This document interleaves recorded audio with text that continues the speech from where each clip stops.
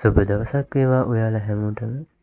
අද මම කියන්න යන්නේ see through windows කියන ටූල් එක ගැන.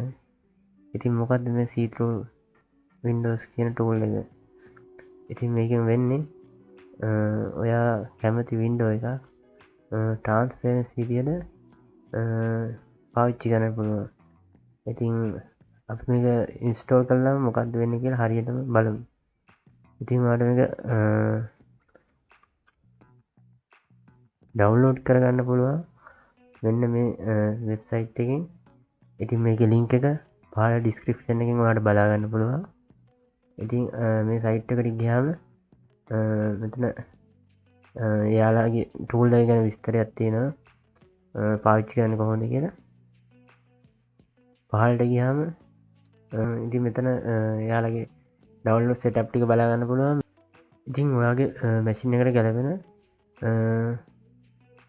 සෙටප් එක මෙතනින් ඩවුන්ලෝඩ් කරගන්න පුළුවන්.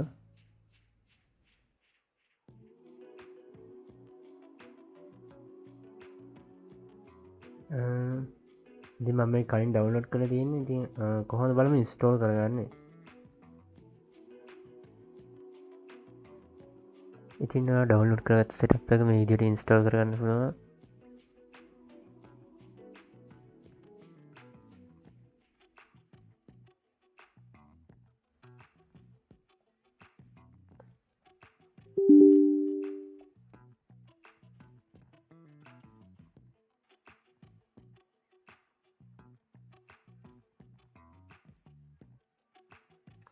ඉන්ස්ටෝල් වුණාට පස්සේ මෙතන ක්ලෝස් කරගත්තා හැකි. ඉතින් ඉන්ස්ටෝල් වුණාට පස්සේ ඔයාලට මේ විදිහට මේක ඕපන් කරගන්න පුළුවන්. ඕපන් වුණාට පස්සේ මෙතනින් ඔයාලට ඔප්ෂන් ටික බලා ගන්න පුළුවන්. ඉතින් මේකේ ෂෝට් කට් එක තමයි shift එකයි control එකයි එක ඉසෙට් එක ඔබන්න කියලා තමයි තියෙන්නේ.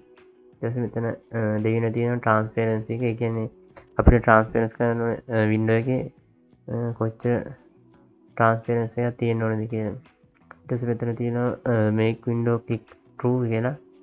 ඒ කියන්නේ වින්ඩෝ එක ක්ලික් කරන්න ඔප්ෂන් එක. ඒක අපි ටික් කරගත්තා. ඊට පස්සේ මෙතන අපිට ප්‍රීවියව් එක ගත්තා කොහොමද ට්‍රාන්ස්පරන්ස් වෙන්නේ කියලා. ඉතින් ක්ලෝස් කරගත්තා. ඉතින් බලමු කොහොමද වින්ඩෝ එකක් ට්‍රාන්ස්පරන්ස් වෙන්නේ කියලා. ඉතින් වින්ඩෝ එක ගත්තොත් එහෙම ඒක කන්ට්‍රෝල් එකයි එක ඉසෙට් ඔබන්න ඕනේ. එතකොට මේ විදිහට ට්‍රාන්ස්පරන්ස් විදිහට පේනවා. ආයි shift එක control එකයි ඉසෙට් එක එවුවාම ආයි තිබ්බ විදිහටම වින්ඩෝ එක බලා ගන්න පුළුවන්. ඉතින් අපිට මේකේ ප්‍රයෝජනය ගත්තොත් එහෙම අපිට මොකක් හරි ප්‍රසන්ටේෂන් එකක් එහෙම කරද්දී ස්ක්‍රිප්ට් එකක් ට්‍රාන්ස්පරන්ස් විදිහට යූස් කරන්න පුළුවන්.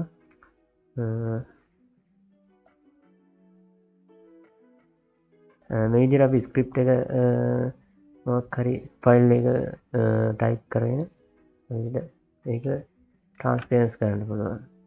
ඊට අපේ ප්‍රසන්ටේෂන් එක ප්‍රසන්ටේෂන් එක මේ විදිහට ප්ලේ කරනකොට ඔයාලට පේනවා අපේ ස්ක්‍රිප්ට් එක බලා ගන්න පුළුවන්.